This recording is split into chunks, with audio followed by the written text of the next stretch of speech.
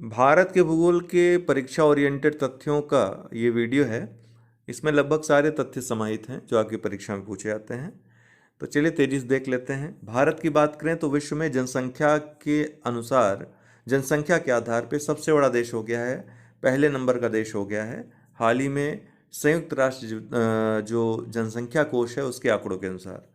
और अगर क्षेत्रफल में देखें तो विश्व का 7वां सबसे बड़ा देश है।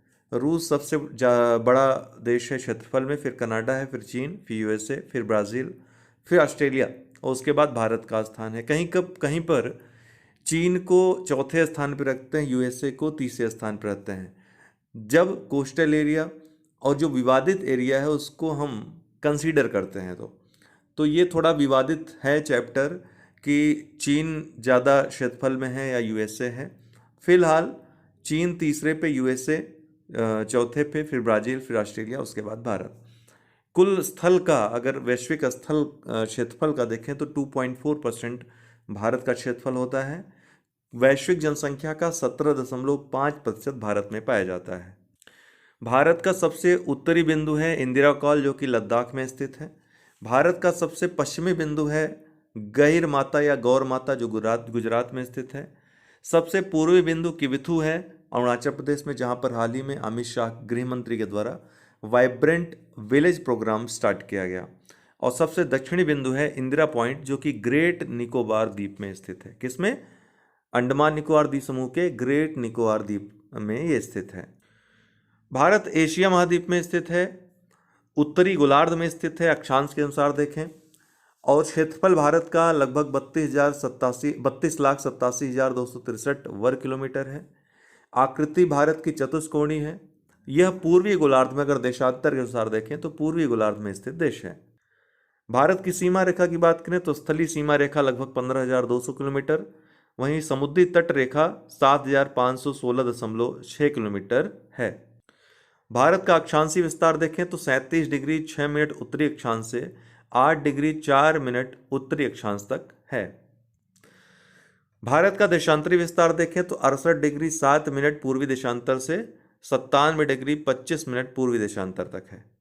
इस तरह से उत्तर से दक्षिण विस्तार भारत का 3,214 किलोमीटर, वहीं पूर्व से पश्चिमी विस्तार 2,933 किलोमीटर है।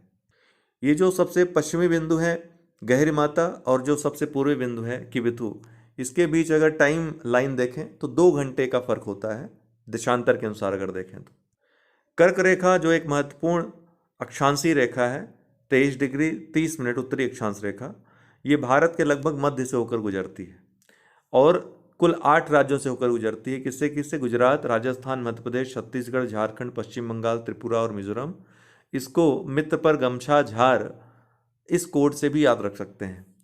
भारत की मानक समय रेखा जो 82 डिग्री 30 मिनट या 82.5 डिग्री है, पूर्वी देशांतर रेखा, ये भारत की मानक समय रेखा है जो ग्रीनविच मध्य समय जो जीएमटी है उससे 5 घंटा 30 मिनट आगे है। भारत के 5 राज्यों से होकर गुजरती है, उत्तर प्रदेश, मध्य प्रदेश, छत्तीसगढ़, उड़ीसा, आंध्र प्रदेश। इसको आप उमछौआ से भी याद रख सकते हैं। गुजरात एवं अरुणाचल प्रदेश के स्थानीय समय में लगभग 2 घंटे का फर्क है, वो मैंने अभी ऊपर आपको बताया। जो भारत की यह मानक समय रेखा है उत्तर प्रदेश के मिर्ज़ापुर से गुजरती है या इलाहाबाद के नैनी से होकर यह गुजरती है। नई स्थिति के अनुसार जो विभिन्न प्रदेश हैं भारत के या केंद्र शासित प्रदेश हैं किस देश से लगते हैं तो चीन से कुल 5, लद्दाख, हिमाचल प्रदेश, उत्तराखंड, सिक्किम और अरुणाचल प्रदेश। अब चीन से जम्मू कश्मीर आएगा तो आप नहीं लगाएंगे, लद्दाख हो गया है। लद्दाख, हिमाचल प्रदेश, उत्तराखंड, सिक्किम, अरुणाचल प्रदेश। पाकिस्तान से लद्दाख, जम्मू कश्मीर, पंजाब, राजस्थान, गुजरात। पहले 4 राज्य या केंद्र शासित प्रदेश लगते थे पाकिस्तान से, अभी क्या है 3 राज्य और 2 केंद्र शासित प्रदेश लगते हैं। लद्दाख और जम्मू कश्मीर केंद्र शासित प्रदेश, पंजाब, राजस्थान और गुजरात 3 राज्य, कुल 5। और लगभग सीमा रेखाएं देखें तो चीन जो है 3,488 किलोमीटर की सीमा रेखा है। पाकिस्तान की सीमा रेखा भारत से कुल 3,323 किलोमीटर की है। बांग्लादेश की सबसे बड़ी सीमा रेखा है, इसमें कोई बदलाव नहीं है, पश्चिम बंगाल, असम, मेघालय, त्रिपुरा, मिजोरम। नेपाल, यहाँ भी कोई बदलाव नहीं है, 1751 किलोमीटर की सीमा रेखा है। उत्तराखंड, उत्तर प्रदेश, बिहार, पश्चिम बंगाल, सिक्किम, म्यांमार के साथ भी कोई बदलाव नहीं है। 1643 किलोमीटर की सीमा रेखा है। अरुणाचल प्रदेश, नागालैंड, मणिपुर, मिजोरम, भूटान के साथ भी वही स्थिति है, कोई बदलाव नहीं है। 699 किलोमीटर की सीमा रेखा है। सिक्किम, पश्चिम बंगाल, असम, अरुणाचल प्रदेश ये राज्य लगते हैं। अफगानिस्तान की सीमा रेखा सबसे छोटी है 106 किलोमीटर की, जो लद्दाख से लगती है। ठीक है। भारत की सबसे लंबी स्थलीय सीमा बांग्लादेश के साथ तथा सबसे छोटी स्थलीय सीमा अफगानिस्तान के साथ है। भारत के स्थलीय सीमा से लगे पड़ोसी देशों की संख्या कुल 7 है, जिनको आपने देखा अभी। सीमा रेखाएं, रेड क्लिफ रेखा भारत एवं पाकिस्तान के बीच है। मैकमोहन रेखा भारत एवं चीन के बीच है। इसी मैकमोहन रेखा को हाल ही में यूएसए की संसद ने अनुमति, इसको मान्यता दी है। डूरंड रेखा भारत एवं अफगानिस्तान के बीच की रेखा है। दक्षिण में समुद्र पार भारत के दो पड़ोसी देश श्रीलंका एवं मालदीव हैं। दक्षिण में समुद्र पार भारत के दो पड़ोसी देश कौन है? श्रीलंका एवं मालदीव। भारत एवं श्रीलंका के बीच में स्थित पाक जल संधि मन्नार की खाड़ी एवं बंगाल की खाड़ी के मध्य स्थित है। भारत के भौतिक स्वरूप के देखें तो भारत के भौतिक स्वरूप का विभाजन कुल 6 भागों में कर सकते हैं। उत्तर और उत्तर पूर्व का पृथ्वी क्षेत्र, हिमालय और उससे लगे जो क्षेत्र हैं। दूसरा, उत्तर का मैदान, गंगा यमुना आदि जो सहायक नदियां हैं उनकी। प्रायद्वीपीय पठार, प्रायद्वीप का जो पठारी भाग है। भारतीय मरुस्थल जो है पश्चिम के, तटीय मैदान और द्वीप समूह, इन कुल 6 भागों में बांट सकते हैं। हिमालय पर्वत की बात करें तो भारत की उत्तरी सीमा पर स्थित है, सुरक्षा कवच के रूप में, जो अंटार्कटिका से होती हुई ठंडी हवाओं को, आर्कटिक द्वीप से होती हुई जो ध्रुवीय हवाएं हैं, ठंडी हवाएं हैं, उनको रोकता है भारत में आने से। नवीन वलित पर्वत है, नया वलित पर्वत है ये। सिंधु से ब्रह्मपुत्र तक इसका फैलाव है। विश्व की सबसे ऊंची पर्वत श्रेणी है। लंबाई लगभग 2400 किलोमीटर तक है पूर्व से पश्चिम। चौड़ाई कश्मीर में 400 किलोमीटर हो जाती है, वहीं अरुणाचल में चौड़ाई घट जाती है, 150 किलोमीटर हो जाती है। तो चौड़ाई में और लंबाई में भी इसके डिफरेंस देखने को मिलता है। ठीक है, विषमता देखने को मिलती है। हिमालय का उत्तर दक्षिण विभाजन जो है वो कुल 4 भागों में कर सकते हैं। ट्रांस हिमालय, जो हिमालय से पहले का हिमालय है, उसको भी हिमालय के अंतर्गत सम्मिलित करते हैं, हालांकि वो हिमालय के पहले से ही उसका निर्माण हो चुका है। फिर 3 भाग जो हैं बचे हुए, ये हिमालय के पार्ट हैं। महान हिमालय, निम्न या हिमाचल हिमालय, ठीक है, या मध्य हिमालय, और चौथा बाह्य या शिवालिक हिमालय। ट्रांस या तिब्बत हिमालय, जो हिमालय के पहले का हिमालय कहा जाता है, हिमालय की सबसे प्राचीन श्रेणी कह सकते हैं इसको। इसमें कौन कौन सी पर्वत श्रेणियां आती हैं? काराकोरम, लद्दाख, जास्कर, पूछता भी है। काराकोरम, लद्दाख, जास्कर ये ट्रांस हिमालय के अंतर्गत आते हैं। इसका विस्तार पश्चिम से पूर्व लगभग 1000 किलोमीटर है। चौड़ाई लगभग 40 किलोमीटर है, अर्थात कम चौड़ाई है इसकी। विश्व की दूसरी तथा भारत की सबसे ऊंची चोटी जो K2 है, गार्डविन ऑस्टिन, 8611 मीटर जिसकी ऊंचाई है, ये इसी में स्थित है। सिंध नदी का उद्गम कैलाश के उत्तरी ढाल से, यह जो है ट्रांस के या तिब्बत हिमालय में ही ये स्थित है। विश्व की सबसे ऊंची चोटियां जो हैं, महान हिमालय या आंतरिक हिमालय जिसको हिमाद्री कहते हैं, इसमें स्थित हैं। सबसे अधिक सतत श्रृंखला यहीं पर पाई जाती है, अर्थात सबसे अधिक सतत मतलब सतत और असतत का अंतर समझिएगा। सतत मतलब एक जैसी, बहुत ज़्यादा अंतर नहीं। असतत मतलब बहुत ज़्यादा अंतर आ रहा है, कहीं चौड़ाई बहुत ज़्यादा, कहीं लंबाई बहुत ज़्यादा। तो सबसे अधिक सतत श्रृंखला इसी में पाई जाती है। प्रमुख चोटियाँ यहाँ की हैं, यहाँ पे सब दुनिया की सबसे ऊंची चोटियाँ यहीं पाई जाती हैं। माउंट एवरेस्ट हो गया, जो कि दुनिया की सबसे ऊंची चोटी है, 8848.86 मीटर, नेपाल में स्थित है। ये विश्व की सर्वोच्च चोटी है। कंचनजंगा जो कि 8598 मीटर जिसकी ऊंचाई है, ये भारत में स्थित है। इसकी जो औसत ऊंचाई है 6000 किलोमीटर है। ये ग्रेनाइट से निर्मित है, इसका क्रोड जो है। इसका विस्तार अगर देखें तो लंबाई 2400 किलोमीटर, चौड़ाई 25 किलोमीटर। फिर लघु या मध्य या हिमाचल हिमालय, इसकी बात करें तो इसका निर्माण अत्यधिक संपीड़ित एवं परिवर्तित शैलों से हुआ है। इसकी ऊंचाई लगभग 3700 से 4500 मीटर तक है। औसत चौड़ाई इसकी 50 किलोमीटर तक है। प्रमुख पर्वत श्रृंखलाएं जो इसमें स्थित हैं, ये बहुत महत्वपूर्ण है। पीर पंजाल जो कि सबसे लंबी श्रृंखला है इसकी। धौलाधर, महाभारत, ये अपने पहाड़ी नगरों के लिए प्रसिद्ध है। इसके अंतर्गत कश्मीर घाटी, कुल्लू घाटी जो हिमाचल में स्थित है, कांगड़ा घाटी जो हिमाचल प्रदेश में स्थित है, ये सभी आते हैं। वहीं बाह्य या शिवालिक हिमालय की बात करें तो इसका निर्माण नदियों द्वारा लाए गए अवसादों से हुआ है। इसी में प्रसिद्ध दून स्थित हैं, देहरादून, कोटली दून, पाटली दून, ये सभी। दून क्या होते हैं? लघु हिमालय एवं शिवालिक हिमालय के बीच स्थित लंबवत घाटियों को दून कहते हैं। हिमालय की सबसे बाह्य श्रृंखला यही है जो शिवालिक है। ये आपने हिमालय का लंबवत विभाजन देखा, उत्तर से दक्षिण विभाजन देखा। अब पूर्व से पश्चिम विभाजन देखेंगे, क्षैतिज विभाजन। तो इसका वर्गीकरण 4 भागों में करते हैं। पंजाब हिमालय जो सिंधु और सतलज नदी के मध्य स्थित है, पंजाब हिमालय 500 किलोमीटर की लंबाई है इसकी। फिर कुमायूं हिमालय सतलज और काली नदी के मध्य स्थित है, 320 किलोमीटर। देखिए, आप पश्चिम से पूर्व आएंगे तो ये श्रेणी मिलेगी। सबसे पहले पंजाब हिमालय सबसे पश्चिम में, सिंधु और सतलज नदी के मध्य स्थित है, 500 किलोमीटर की लंबाई। फिर कुमायूं हिमालय उसके पूर्व में, सतलज और काली नदी के मध्य 320 किलोमीटर लंबाई इसकी। नेपाल हिमालय जिसकी लंबाई सबसे ज़्यादा है, काली और तीस्ता नदी के मध्य स्थित है, ठीक है, कुमायूं हिमालय के पूर्व में। और सबसे पूर्व में है असम हिमालय जो तीस्ता और ब्रह्मपुत्र नदी के मध्य स्थित है, 720 किलोमीटर की लंबाई है इसकी। भारत की प्रमुख घाटियाँ और उनकी अवस्थिति: नुब्रा घाटी मरखा घाटी लद्दाख में है। कुल्लू कांगड़ा चंबा सांगला लाहौल स्पीति पिन वैली ये हिमाचल प्रदेश में स्थित है। नेलांग फूलों की घाटी ये उत्तराखंड में है। यूथांग सिक्किम में है। नेवरा पश्चिम बंगाल दार्जिलिंग में है। शांत घाटी ये केरल में है, शांत वैली। जुकू ये नागालैंड में है। चुम्बी सिक्किम में है। भारत भूटान एवं चीन के मिलन बिंदु पर यह स्थित है। बराक घाटी असम में है। अराकू वैली विशाखापट्टनम में है, आंध्र प्रदेश में। भारत के प्रमुख हिमनद: हिमाचल प्रदेश में जो हिमनद स्थित हैं, बड़ा शिगरी, छोटा शिगरी, सोनापानी। उत्तराखंड में जो हिमनद स्थित हैं, गंगोत्री, यमुनोत्री, मिलाम, पिंडारी। लद्दाख में सियाचिन स्थित है जो कि भारत का सबसे बड़ा हिमनद है। और सिक्किम में जेमू हिमनद स्थित है। भारत के प्रमुख दर्रे: काराकोरम, खारदुंगला, जोजिला, चांगला ये लद्दाख में स्थित है। पीर पंजाल, बनिहाल, बुर्जिल ये जम्मू और कश्मीर में स्थित है।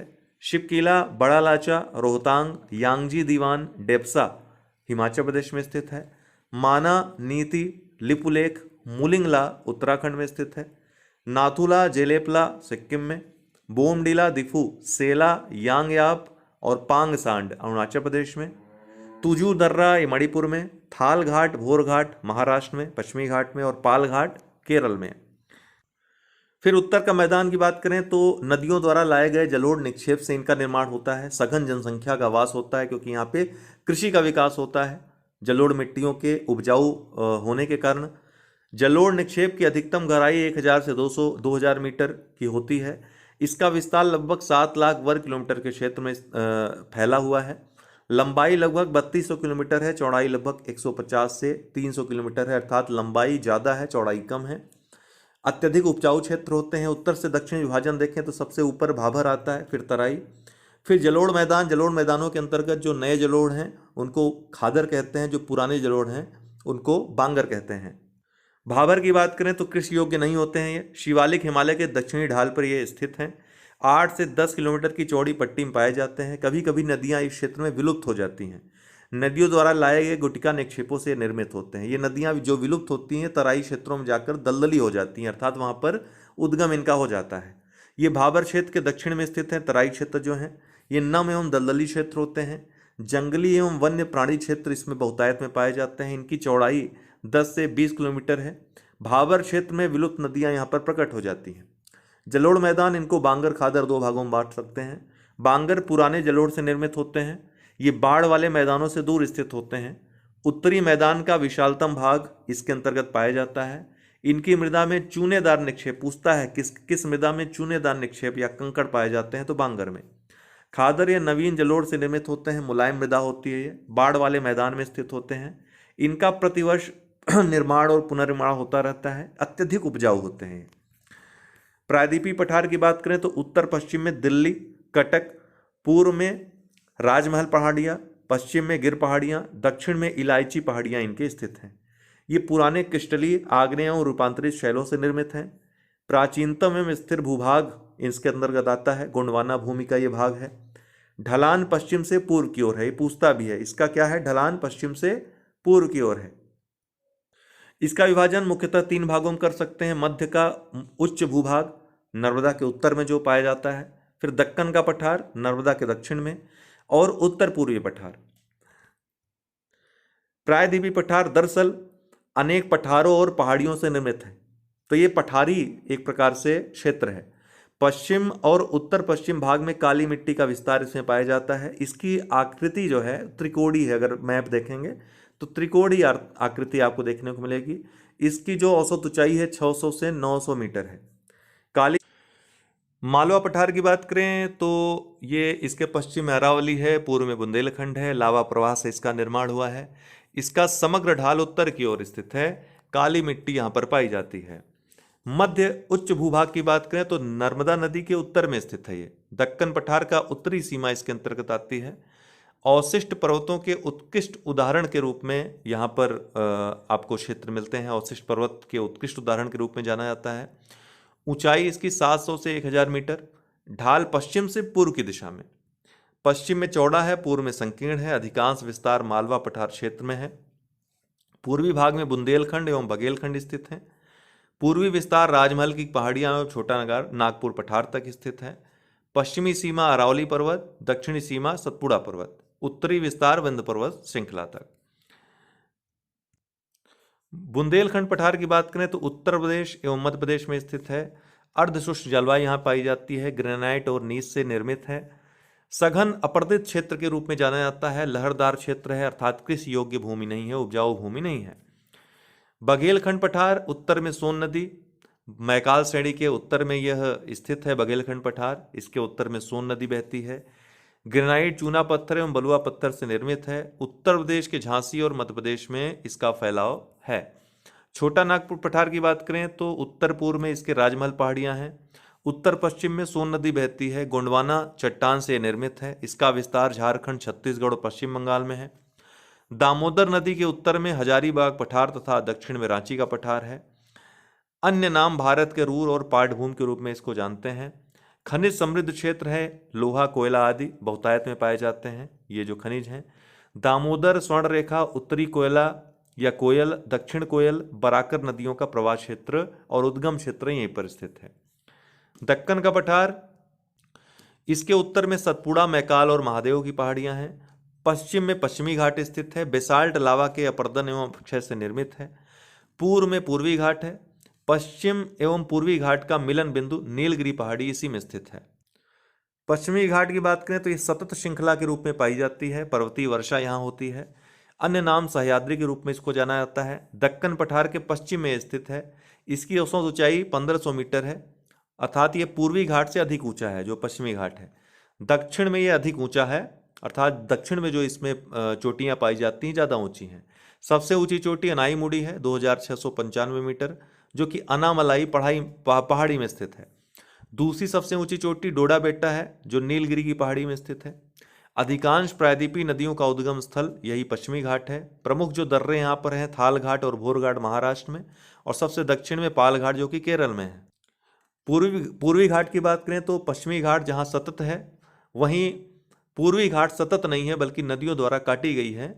ठीक है, खंडित है, सतत नहीं है। औसत ऊंचाई 600 मीटर अर्थात पश्चिमी घाट से कम है। दक्षिण पश्चिम में शिवराय एवं जावेड़ी की पहाड़ियाँ यहाँ पर स्थित हैं। इसका विस्तार महानदी घाटी से नीलगिरी तक पाया जाता है। सबसे ऊंचा जो शिखर है इसका महेंद्रगिरी है, 1501 मीटर इसकी ऊंचाई है। अब उत्तर पूर्व पठार जो मेघालय का पठार है इसके बारे में, तो प्रायद्वीपीय पठार का ही एक विस्तारित भाग है मेघालय का पठार, या उत्तर पूर्व का पठार इसको कहते हैं। कोयला, लोहा, चूना, पत्थर आदि खनिज पदार्थों का यह भंडार है। अन्य इसका जो नाम है कार्बी एंगलांग पठार और उत्तर कचार पहाड़ी के रूप में भी इसको जानते हैं। पश्चिम बंगाल के मालदा गैप अर्थात राजमहल पहाड़ियों और मेघालय पठार के बीच ये स्थित है। इसके कारण ये अलग हुआ, मालदा गैप के कारण ही ये अलग हो गया। किससे अलग हुआ? प्रायद्वीपीय पठार से। पहले प्रायद्वीपीय पठार का भाग था और किस कारण अलग हो गया? मालदा गैप के कारण, जो कि राजमहल पहाड़ियाँ और मेघालय पठार के बीच स्थित है। अर्थात राजमहल पहाड़ियाँ जो पहाड़ी है वो पश्चिम की तरह रह गई और जो मेघालय का पठार है वो पूर्व की तरफ रह गया और इनके बीच विभाजन हो गया। अधिकतर वर्षा दक्षिण पश्चिम मानसून से यहाँ होती है। गारो, खासी, जयंतिया पहाड़ियाँ मेघालय में स्थित हैं।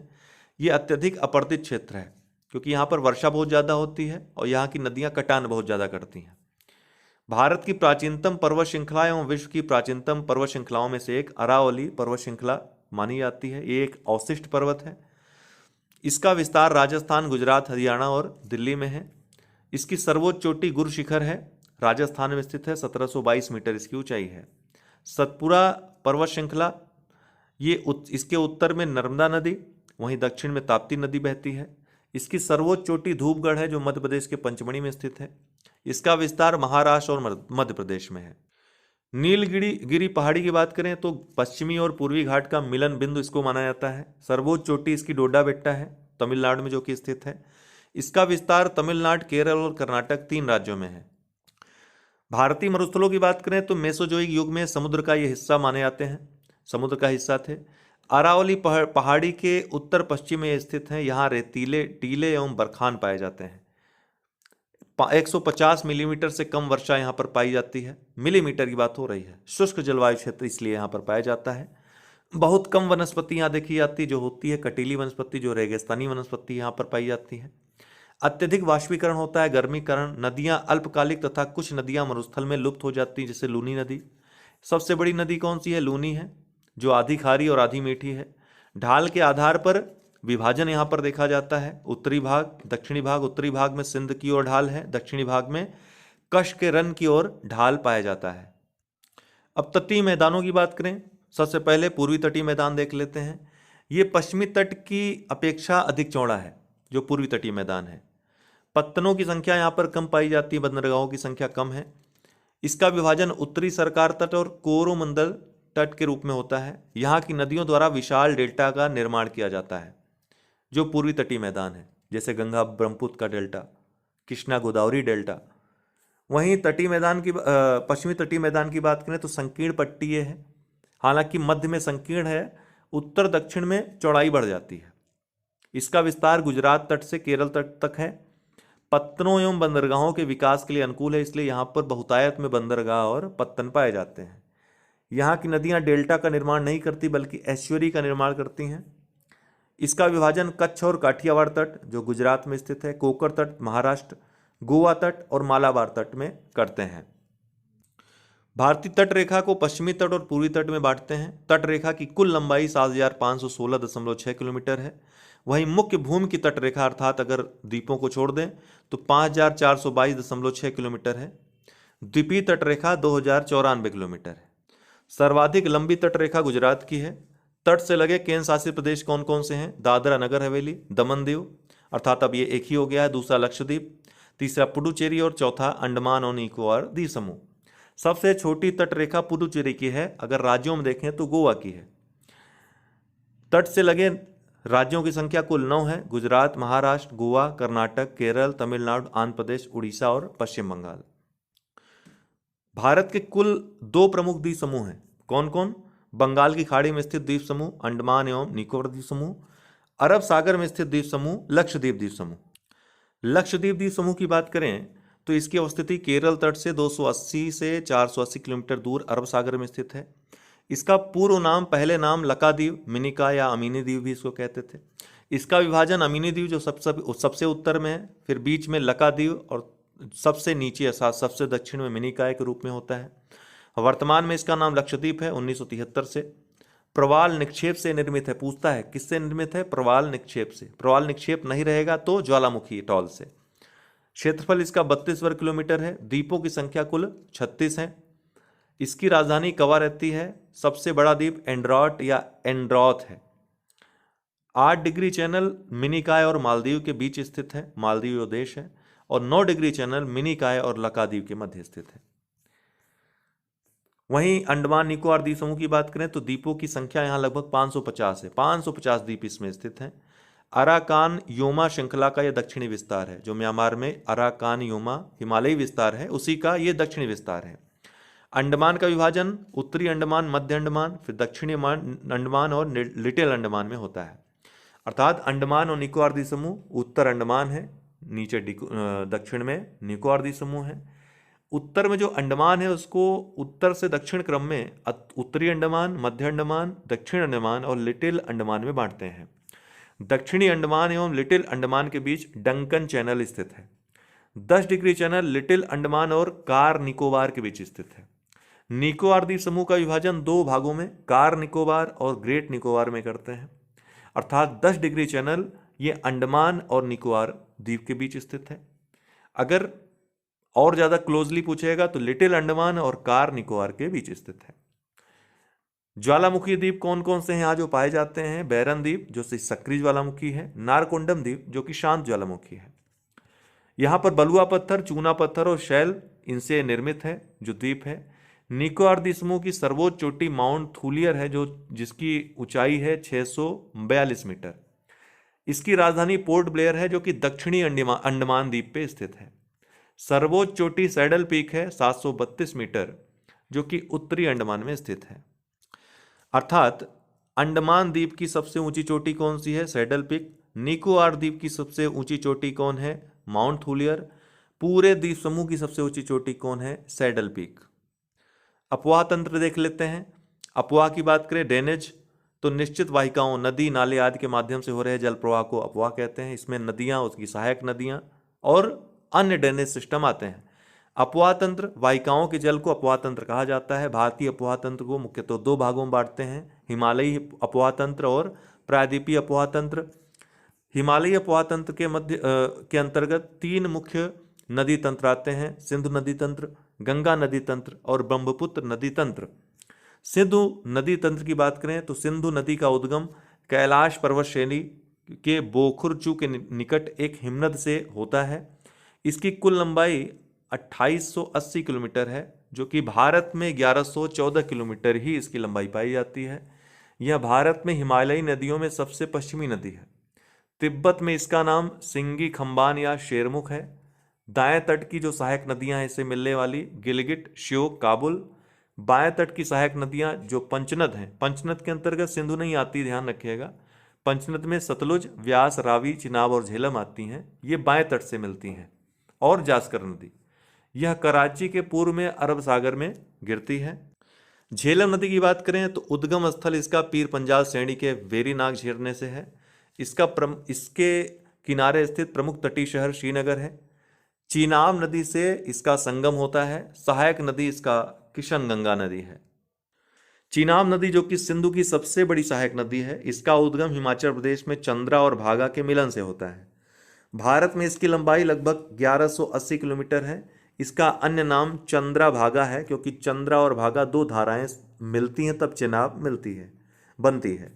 रावी नदी की बात करें तो इसका उद्गम रोहतांग दर्रे के पश्चिम से है। चेनाब नदी से यह भी जाकर मिलती है। हिमाचल प्रदेश के चंबा घाटी में ये बहती है। व्यास नदी का उद्गम रोहतांग दर्रे के निकट व्यासकुंड से है। ये हरिके बैराज के पास सतलुज से मिलती है। कुल्लू घाटी से ये बहती है। तो आप देख रहे हैं चिनाब से मिलने वाली नदियां रावी और झेलम, ये दोनों चेनाब से मिलती हैं, अर्थात चेनाब की सहायक नदियां हो जाती हैं।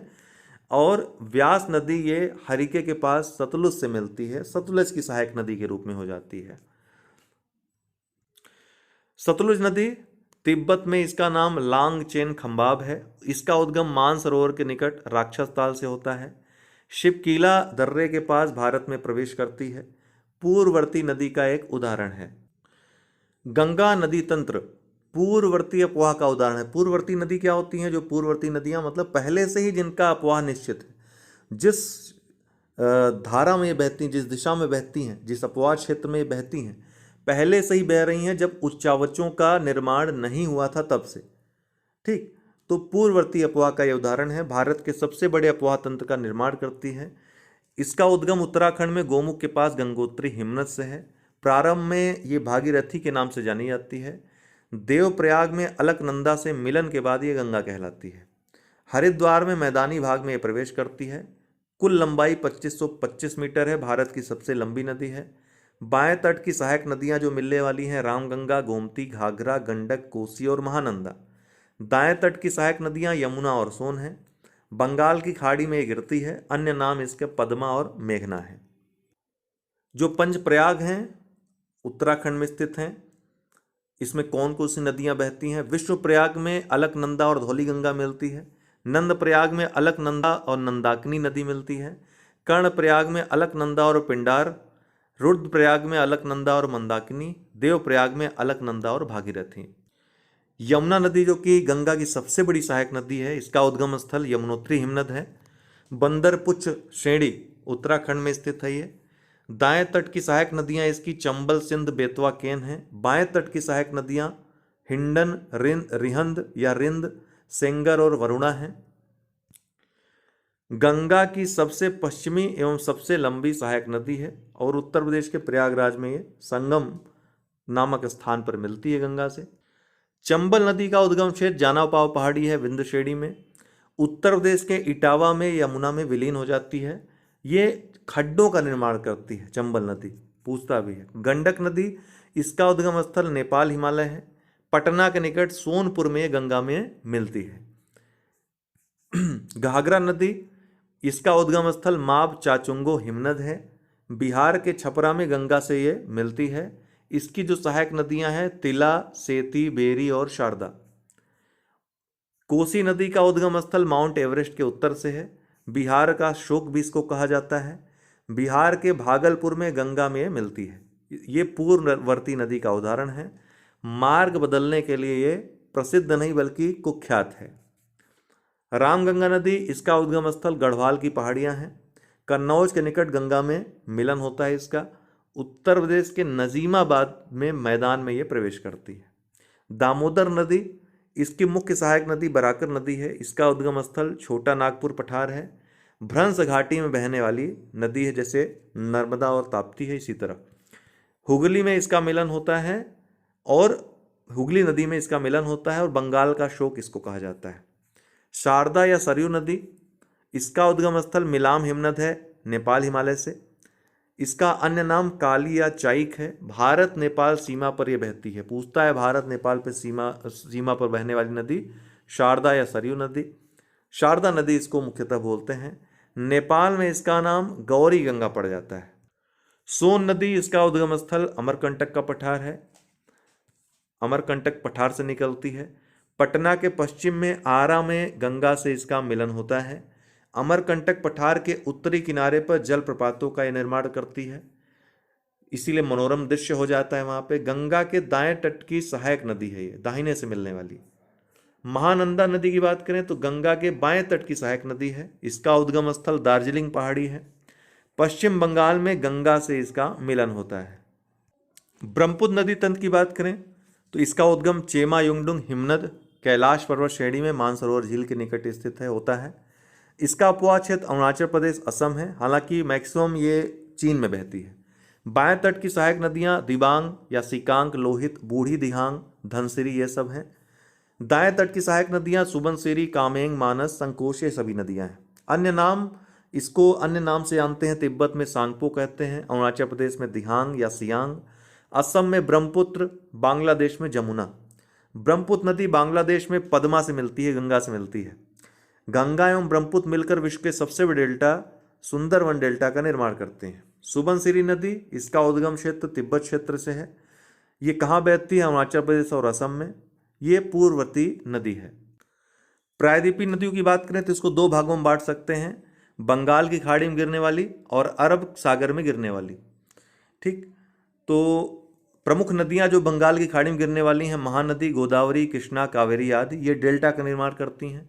वहीं अरब सागर में गिरने वाली जो प्रमुख नदियां हैं, नर्मदा, ताप्ती, माही आदि, ये ज्वारनद मुख का निर्माण, ऐश्वरी का निर्माण करती हैं। महानदी की बात करें तो सिहावा पहाड़ी, धमतरी जिला, छत्तीसगढ़ में इसका उद्गम स्थल है। बाएं तट की जो सहायक नदियां हैं इसकी शिवनाथ, हसदेव, मंद, ईव। दाएं तट की सहायक नदियां हैं जोंक, ओंग, तेल। अपवास क्षेत्र जो इसका है छत्तीसगढ़ उड़ीसा में है। लंबाई इसकी 851 किलोमीटर है लगभग। गोदावरी नदी की बात करें तो उद्गम स्थल त्र्यंबकेश्वर, नासिक से है, महाराष्ट्र। लंबाई 1465 किलोमीटर है। प्रायद्वीपीय भारत की सबसे बड़ी नदी है।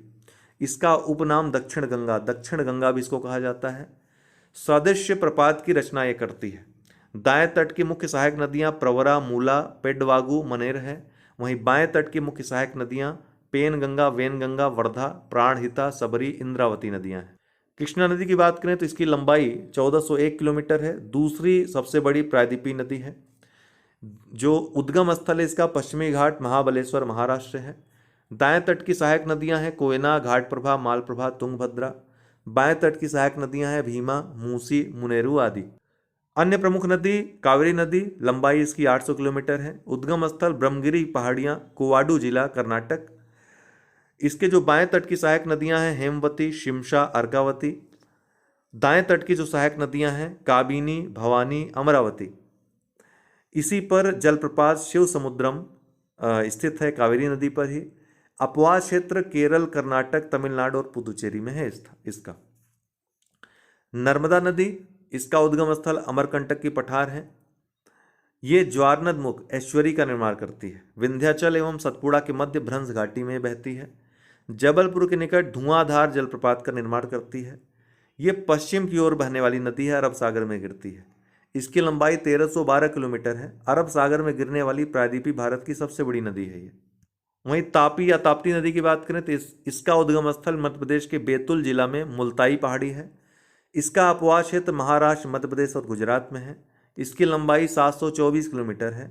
ये भी ऐश्वरी का निर्माण करती है। पश्चिम की ओर बहाव है, अरब सागर में गिरती है, भ्रंश घाटी से होकर बहती है। नदियों के किनारे स्थित प्रमुख शहर गंगा नदी के किनारे हरिद्वार, फतेहपुर, कानपुर, प्रयागराज, वाराणसी, भागलपुर, पटना। यमुना नदी के किनारे नई दिल्ली, आगरा, मथुरा, इटावा। कृष्णा नदी के किनारे विजयवाड़ा, मूसी नदी के किनारे हैदराबाद। गोदावरी के किनारे नासिक, नांदेड़, राजमुंदरी। रामगंगा नदी के किनारे बरेली। राप्ती के नदी के किनारे गोरखपुर। सरयू के किनारे अयोध्या। गोमती के किनारे लखनऊ। सिंधु नदी के किनारे लेह। झेलम के किनारे श्रीनगर। सतलज के किनारे लुधियाना। साबरमती के किनारे अहमदाबाद, गांधीनगर। ताप्ती के किनारे सूरत, बैतूल। स्वर्ण रेखा नदी के किनारे जमशेदपुर। महानदी के किनारे कटक। चंबल नदी के किनारे कोटा। ब्रह्मपुत्र नदी के किनारे गुवाहाटी, डिब्रूगढ़। क्षिप्रा नदी के किनारे उज्जैन। नर्मदा नदी के किनारे जबलपुर। भारत के प्रमुख जलप्रपात किस नदी में स्थित हैं और संबंधित राज्य? तो जलप्रपात शिव समुद्रम, ये जो कावेरी नदी तंत्र है उसके शरावती नदी पर ये बनाया गया है जलप्रपात, पे ये स्थित है। संबंधित राज्य कौन है? कर्नाटक। धुआंधार जो जलप्रपात है नर्मदा नदी पर है, मध्य प्रदेश, जबलपुर में स्थित है। दूधसागर मांडवी नदी में है, गोवा और कर्नाटक की सीमा पर है। कपिल धारा और दुग्धधारा नर्मदा नदी पर, मध्य प्रदेश में स्थित है। चूलिया चंबल पे है, राजस्थान में स्थित है। हुंडरू स्वर्ण रेखा में है, झारखंड में स्थित है, रांची में। चित्रकूट इंद्रावती पर है, नदी पर, छत्तीसगढ़ में बस्तर में स्थित है, बस्तर जिले में। जोग या गरसोप्पा शरावती नदी पर है, कर्नाटक में स्थित है। और कुंचिकल जो कि भारत का सबसे ऊंचा जलप्रपात है, वराही नदी में स्थित है, कर्नाटक, शिमोगा जिला में स्थित है। भारत की प्रमुख झीलें कहाँ स्थित हैं? वेम्बनाड अष्टमुडी झील केरल में, चिल्का झील उड़ीसा में, वूलर झील जो कि देखिए चिल्का झील भारत की सबसे तटीय झील है, सबसे बड़ी लैगून झील है, ठीक है, भारत की सबसे बड़ी लैगून झील है, खारे पानी की सबसे बड़ी लैगून झील है। लेकिन भारत की सबसे बड़ी खारे पानी की झील सांभर झील है। वूलर झील जम्मू कश्मीर, पुष्कर राजस्थान अजमेर में, सांभर राजस्थान में, लोकटक झील मणिपुर में, कोलेरू झील आंध्र प्रदेश में, पुलिकट झील तमिलनाडु और आंध्र प्रदेश में, पेरियार केरल में, चिल्का झील ओडिशा में, डिडवाना राजस्थान में। नदी घाटी परियोजनाएं, बहुउद्देशीय परियोजनाएं किस नदी पर है और स्थिति कहाँ है? तो सरदार सरोवर परियोजना नर्मदा पे है, गुजरात में स्थित है। भाखड़ा नागल सतलुज नदी पे है, हिमाचल प्रदेश में। शिव समुद्रम जल विद्युत परियोजना कावेरी नदी पे है, कर्नाटक में। नागार्जुन सागर परियोजना कृष्णा नदी पे है, आंध्र प्रदेश में। हीराकुंड परियोजना महानदी ओडिशा में। इडुक्की परियोजना पेरियार केरल में, पेरियार नदी पे है। मयूराक्षी परियोजना मयूराक्षी नदी पश्चिम बंगाल में। माता टीला परियोजना बेतवा नदी उत्तर प्रदेश में। पोचमपाद परियोजना गोदावरी नदी तेलंगाना में। रिहंद परियोजना रिहंद नदी पे उत्तर प्रदेश। टिहरी परियोजना भागीरथी नदी उत्तराखंड में। चंबल परियोजना चंबल नदी राजस्थान मध्य प्रदेश में। भारत में विभिन्न प्रकार की वर्षा, मौसम संबंधी तथ्य। आम्र वर्षा आम पकने में सहायक होता है, इसीलिए इसको आम्र वर्षा कहते हैं। कर्नाटक और केरल में स्थानीय नाम है इसका। मानसून के पहले आने वाली वर्षा होती है ये। शीतकालीन वर्षा उत्तर पश्चिमी भारत में पश्चिमी विक्षोभ के कारण, वेस्टर्न डिस्टर्बेंस के कारण ये वर्षा होती है। काल और जो उत्तर भारत में वर्षा होती है मानसूनी वर्षा होती है, मानसून कारण होती है, ठीक है। दक्षिण पश्चिम मानसूनी वर्षा जिसको कहते हैं। भारत की सर्वाधिक वर्षा लगभग 80% इसी मानसूनी वर्षा से होती है। हिंद महासागर से आर्द्रता ग्रहण करता है। 1 जून से केरल में ये वर्षा प्रारंभ होती है। सामान्यतः वर्षा जून से सितंबर तक चलती है। 2 शाखा में इसका विभाजन होता है, बंगाल की खाड़ी और अरब सागर में प्रायद्वीपीय पठार से टकरा करके। ठीक है, ये विभिन्न भागों में भारत में वर्षा करते हैं। वहीं उत्तर पूर्व मानसून वर्षा या जो लौटता हुआ मानसून है, बंगाल की खाड़ी से जलवाष्प ग्रहण करके नवंबर में तमिलनाडु में वर्षा कराता है। इसको लौटता हुआ मानसून भी कहते हैं। शीतकालीन वर्षा भारत में देखी लिया आपने। काल बैसाखी क्या है? तो बैसाख महीने में असम और पश्चिम बंगाल में चलने वाली वर्षायुक्त पवन है, इसको काल बैसाखी कहते हैं। असम में इसे बारदोली छीड़ा कहा जाता है। चाय और पटसन और चावल के लिए लाभदायक होता है। लू, ये शुष्क, गर्म और पीड़ादायक पवन होता है। दिल्ली और पटना के बीच तीव्रता इसकी अधिक होती है। उत्तरी मैदान में पंजाब से बिहार तक चलने वाली पवनों को ही लू कहते हैं। फूलों वाली बौछार, केरल और निकटवर्ती कहवा उत्पादन क्षेत्रों में ये बौछार होती है। कहवा के फूल खिलाने में ये सहायक होते हैं। काली मिट्टी, ये इसका निर्माण बेसाल्ट लावा के अपक्षय एवं अपर्दन से होता है। इसका अन्य नाम रेगुर, कपास की मिट्टी, ट्रॉपिकल चेरनोजम भी कहते हैं। यह स्वतः जुताई वाली मिट्टी है। इसका क्षेत्र महाराष्ट्र, मध्य प्रदेश, गुजरात, आंध्र प्रदेश, कर्नाटक में है। इसमें नाइट्रोजन, फास्फोरस और जैविक पदार्थों की कमी होती है। इसमें लोहा, चूना, कैल्शियम, पोटास, एल्यूमिनियम और मैग्नीशियम कार्बोनेट की अधिकता होती है। लेटेराइट मृदा, इसका निर्माण उष्णकटिबंधीय वर्षा के कारण निक्षालन से होता है। कम उर्वरता पाई जाती है क्योंकि निक्षालन कारण जो पोषक पदार्थ हैं वो नीचे चले जाते हैं, छन जाते हैं। इसमें लौह ऑक्साइड और एल्युमिनियम ऑक्साइड की अधिकता होती है। इसमें नाइट्रोजन, फास्फेट, कैल्शियम और जैव पदार्थ की कमी होती है। कर्नाटक, केरल, तमिलनाडु, उड़ीसा, मध्य प्रदेश और असम में इसका विस्तार क्षेत्र है। जलोढ़ या दोमट मिट्टी, इसका निर्माण नदियों द्वारा लाए गए अवसाद से होता है। इसमें पोटाश की अधिकता होती है। इसमें फास्फोरस की कमी होती है। इसका विस्तार देश के कुल क्षेत्रफल के 40% भाग पर है। इसका क्षेत्र उत्तरी मैदान और भारत की नदी घाटियों में पाया जाता है। लाल और पीली मिट्टी, इसका क्षेत्र उड़ीसा, छत्तीसगढ़, गंगा मैदान के दक्षिण में स्थित है। इसमें नाइट्रोजन, फास्फोरस और ह्यूमस की कमी पाई जाती है। महीन कण वाली सामान्यतः उर्वर भूमि ये मानी जाती है। जल योजित होने पर यह पीली हो जाती है। भारत की प्रमुख जनजातियां उत्तर प्रदेश में थारू, राजी, खरवार, बुक्सा, भोटिया। बिहार में असुर, बीरहोर, खरिया, कोरवा। झारखंड में उराव, हो, बीरहोर, खरवार, असुर, बैगा, भूमिज, खोंड, कोरवा। मध्य प्रदेश और छत्तीसगढ़ में कोरवा, कमार, सहारिया, बैगा, बीरहोर। राजस्थान में मीणा, भील, सहरिया, गरासिया, दमोर, पटेलिया, मंगानियर। उत्तराखंड में भोटिया, थारू, जौनसारी, बुक्सा, राजी। तमिलनाडु में कोटा, इरूलर, पनियन, टोडा। उड़ीसा में बीरहोर, जुआंग, बोडो, खरिया। कर्नाटक में कुरुबा, कोरागा, जेनु। गुजरात में सिद्दी, कोतवालिया, कोलघा। पश्चिम बंगाल में टोटो, लोधा, बिरहोर। अंडमान और निकोबार द्वीप समूह में शोम्पेन, जारवा, सेंटनलीज, ओंगे, ग्रेट अंडमानी। भारत का विभाजन 20 कृषि पारिस्थितिक क्षेत्रों में किया जाता है। भारत में 20 कृषि पारिस्थितिक क्षेत्र हैं। मिश्रित कृषि को क्या कहते हैं, किसको कहते हैं? कृषि और पशुपालन जब साथ किया जाए तो मिश्रित कृषि कहलाती है। अंतर फसली खेती क्या है? एक ही भूमि पर एक साथ 2 या अधिक फसलें उगाना।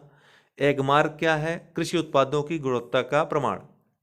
भारत में झूमिंग कृषि के क्षेत्रीय नाम झूम कहाँ कहते हैं? उत्तर पूर्वी भारत में, असम, मेघालय, मिजोरम, नागालैंड में। पामलू कहाँ कहते हैं? मणिपुर में। दीपा छत्तीसगढ़, अंडमान और निकोबार द्वीप समूह में दीपा कहते हैं। बेवर या दहिया ये मध्य प्रदेश में कहते हैं। पोडू या पेंडा आंध्र प्रदेश में कहते हैं। पामाडाबी या कोमान या बरीगा उड़ीसा में कहते हैं। पश्चिमी घाट में कुमारी कहते हैं। दक्षिण पूर्वी राजस्थान या राजस्थान में वालरे या वालतरे कहते हैं। हिमालयी क्षेत्र में खिल कहते हैं और झारखंड में कुरुआ कहते हैं। वहीं विश्व स्तर पर देखें तो मैक्सिको और मध्य अमेरिका में मिल्पा कहते हैं झूम कृषि को या स्थानांतरित कृषि को। वेनेजुएला में कोनुको कहते हैं। ब्राजील में रोका कहते हैं। मध्य अफ्रीका में मसोले कहते हैं। इंडोनेशिया में लदांग कहते हैं और वियतनाम में रे कहते हैं। अब खनिज देख लेते हैं अंत में। आर्कियन युग की धारवाड़ क्रम की चट्टानें सर्वाधिक खनिज संपन्न चट्टानें हैं। धारवाड़ जो चट्टानें हैं, ईंधन खनिज, कोयला तथा पेट्रोलियम अवसादी शैलों की चट्टानों में पाए जाते हैं, परतदार चट्टानें जो होती हैं। छोटा नागपुर को भारत का रूर प्रदेश कहा जाता है। जर्मनी का जो रूर के नाम पे इसको रूर प्रदेश, क्योंकि यहाँ पर कोयला की बहुतायता है। प्रमुख खनिज संस्थान हिंदुस्तान कॉपर लिमिटेड खेतड़ी में है राजस्थान में, हिंदुस्तान जिंक लिमिटेड उदयपुर में है राजस्थान में, भारतीय खान ब्यूरो नागपुर में है महाराष्ट्र में, राष्ट्रीय धातु कर्म प्रयोगशाला जमशेदपुर में है बर्मा माइंस क्षेत्र में, केंद्रीय खनन एवं ईंधन अनुसंधान क्षेत्र धनबाद में है, खनिज अन्वेषण निगम लिमिटेड नागपुर में है। लौह खनिज की बात करें तो लौह अयस्क के कुल आरक्षित भंडारों का लगभग 95% भाग उड़ीसा, झारखंड, छत्तीसगढ़, कर्नाटक, गोवा, आंध्र प्रदेश तथा तमिलनाडु राज्यों में पाया जाता है। लौह अयस्क 4 प्रकार का मुख्यतः होता है: हेमेटाइट, मैग्नेटाइट, लाइमोनाइट और सिडेराइट। हेमेटाइट अयस्क को लोहे का ऑक्साइड भी कहते हैं। इसका रंग लाल गेरुआ होता है। यह मुख्यतः धारवाड़ और कुडप्पा शैलों में पाया जाता है। लौह अयस्क का प्रादेशिक वितरण देखें तो उड़ीसा के मयूरभंज जनपद के गुरु महिसानी तथा बादाम पहाड़ क्षेत्र, क्योंझर जिले के किरुबरू, सुंदरगढ़ जिले के मालंग टोली कडांधा पहाड़ जो है इसके लिए प्रसिद्ध है। कर्नाटक में बेल्लारी, चित्रदुर्ग, चिकमंगलूर, शिमोगा, बाबा बुदन पहाड़ी और धारवाड़ क्षेत्र। छत्तीसगढ़ में राजनांदगांव, बैलाडीला श्रेणी, जगदलपुर, दंतेवाड़ा, बस्तर और दुर्ग। झारखंड में नोआमुंडी, डाल्टनगंज, सिंहभूमि जिला। आंध्र प्रदेश में कृष्णा, कुरनूल, कुडप्पा और नेल्लोर क्षेत्र। महाराष्ट्र में पीपलगांव, असोला, देवलगांव, सूरजगढ़ आदि। विभिन्न खनिज और प्राप्ति स्थल कहाँ पाए जाते हैं, किस राज्य में? मैग्नीज क्योंझर, सुंदरगढ़, कोरापुट, कालाहांडी उड़ीसा के। महाराष्ट्र के भंडारा, नागपुर, डोंदवारी, टिरोडी में। मध्य प्रदेश के बालाघाट, छिंदवाड़ा, झाबुआ, जबलपुर और देवास में। तांबा राजस्थान के खेतड़ी, झुंझुनू जिला में। सिंघाना क्षेत्र, खोदरिबा, देलवारा, कोरोवली, दरीबा, आगुचा। झारखंड के सिंहभूम जिले में मोसाबानी, राखा, धोबानी, तुरमडीह। बॉक्साइट की बात करें तो उड़ीसा के कालाहांडी, कोरापुट जिले में। कोरापुट जिले में देश का बृहत्तम क्षेत्र माना जाता है बॉक्साइट का। गुजरात के भावनगर, जूनागढ़, अमरेली में। झारखंड के लोहदरगा, नेतरहाट पठार में। क्रोमाइट उड़ीसा के सुकिंदा घाटी जो कि कटक जिले में स्थित है। नौसाही क्योंझर जिले में स्थित है। कर्नाटक के हासन में, मैसूर में, चित्रदुर्ग में, शिमोगा और चिकमंगलूर में क्रोमाइट पाया जाता है। सीसा की बात करें तो राजस्थान में अगर देखें तो उदयपुर जिले का जावर क्षेत्र, दरीबा, राजपुरा, भीलवाड़ा में। तारागढ़ पहाड़ी अजमेर में और जोधावास अलवर जिला में। जस्ता वही राजस्थान के जावर क्षेत्र, उदयपुर जिला। देश का सबसे बड़ा जो कि जस्ता भंडार है। पाली, भरतपुर और सवाई माधोपुर। सिक्किम का भोतंग क्षेत्र में भी जस्ता पाया जाता है। कर्नाटक सोना की बात करें तो स्वर्ण कर्नाटक के कोलार जिला, कोलार क्षेत्र। रायचूर जिला की छट्टी, तोपुलेद्दी व बोंडली खदानें। देश का 99% सोना यहीं से उत्पादित किया जाता है, कर्नाटक से। चांदी राजस्थान के उदयपुर, चित्तौड़गढ़ की जस्ता खाने। कर्नाटक की कोलार और हट्टी की खाने। झारखंड के सिंहभूमि, धनबाद और दुमका जिला। कोयला को 4 प्रकार में विभाजित किया गया है कार्बन की मात्रा के अनुसार। सबसे ज़्यादा कार्बन है एंथ्रेसाइट में 90 से 93%, बिटुमिनस उसके बाद 55 से 80%, फिर तीसरे प्रकार का लिग्नाइट है 40 से 55%, और फिर सबसे कम जो सबसे खराब कोयला है पीट है, 40% से कम कार्बन पाया जाता है। देश का 90% कोयला गोंडवाना क्षेत्र से निकाला जाता है। इस क्षेत्र से सर्वाधिक मात्रा में बिटुमिनस कोयले की प्राप्ति होती है। एंथ्रेसाइट कोयले का सबसे कठोर एवं चमकीला रूप है। लिग्नाइट कोयले का सर्वाधिक भंडारण एवं उत्पादन तमिलनाडु राज्य में है, विशेषकर नेगवेली में। जो प्रमुख कोयला क्षेत्र हैं देश में, छत्तीसगढ़ का सोनहट, सुहागपुर, कोरबा, तातापानी, रामकोला। झारखंड का रानीगंज, झरिया, डाल्टेनगंज, देवघर, उत्तरी कर्णपुरा। मध्य प्रदेश का सिंगरौली, सुहागपुर, उमरिया। उड़ीसा का तलचर, ईब नदी। असम का मिक्र पहाड़ी, सिंगरी मारी। सिक्किम का रंगित घाटी। पश्चिम बंगाल का रानीगंज, बारजोरा, बीरभूमि। मेघालय का खासी पहाड़ी, बापुंगा, माओलुंग शिलिया, सिजू। तेलंगाना का गोदावरी घाटी, सिंगरेनी। प्राकृतिक गैस के जो क्षेत्र हैं भारत में, जगतिया एवं घोघा गुजरात में। मंग मडम, अवाड़ी, विरुगंबकम तमिलनाडु में। बरानुरा त्रिपुरा में। नहरकटिया, मोरान क्षेत्र असम में। बाड़मेर चरसवाला राजस्थान में, नानचिक मियाओपुंग अरुणाचल प्रदेश, कृष्णा और गोदावरी बेसिन। भारत में कच्चे खनिज तेल उत्पादन के 4 क्षेत्र हैं: ब्रह्मपुत्र घाटी, गुजरात तट, पश्चिमी तट और पूर्वी तट। ब्रह्मपुत्र घाटी देश का सबसे पुराना तेल उत्पादक क्षेत्र है। यहीं पर डिगबोई है असम का।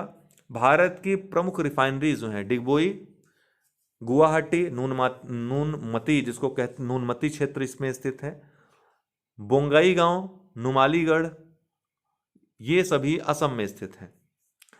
वहीं तमिलनाडु में देखें तो मनाली और नागपट्टिनम, महाराष्ट्र में देखें तो मुंबई, ट्राम्बे और मुंबई का जो मुंबई हाई क्षेत्र है 1954, 1955। आंध्र प्रदेश में विशाखापट्टनम, तातीपाका, केरल में कोच्चि, ओडिशा में पारादीप, पश्चिम बंगाल में हल्दिया, उत्तर प्रदेश में मथुरा, हरियाणा में पानीपत, बिहार में बरौनी, कर्नाटक में मंगलोर और गुजरात में कोयली। प्रमुख इस्पात संयंत्र और उसकी स्थापना किसकी सहायता से? तो भिलाई भीरू से याद रखिएगा, रूस की सहायता से 1955 में। राउरकेला राज्य से याद रखिएगा, जर्मनी की सहायता से 1959 में। दुर्गापुर ब्रिटेन से, दुब्री से याद रखिएगा, ठीक है, तो ब्रिटेन की सहायता से 1959 में। बोकारो झारखंड में स्थित है, इसकी स्थापना रूस की सहायता से हुई थी, बोरू से याद रखिएगा 1964 में। भारत की प्रमुख एल्यूमिनियम कंपनियां: इंडाल्को कनाडा की सहायता से जेके नगर पश्चिम बंगाल, मुरी झारखंड और अलवाय केरल में स्थित हैं। हिंडाल्को संयुक्त राज्य अमेरिका की सहायता से रेणुकूट उत्तर प्रदेश में स्थित है। बाल्को सोवियत संघ की सहायता से कोरबा छत्तीसगढ़ और कोयना महाराष्ट्र में स्थित है। माल्को इटली की सहायता से चेन्नई, मेट्टूर और सलेम तमिलनाडु में स्थित है। वेदांता जर्मनी में, झारसुगुड़ा उड़ीसा में स्थित है, जर्मनी की सहायता से झारसुगुड़ा उड़ीसा में स्थित है। नालको फ्रांस की सहायता से दामनजोड़ी उड़ीसा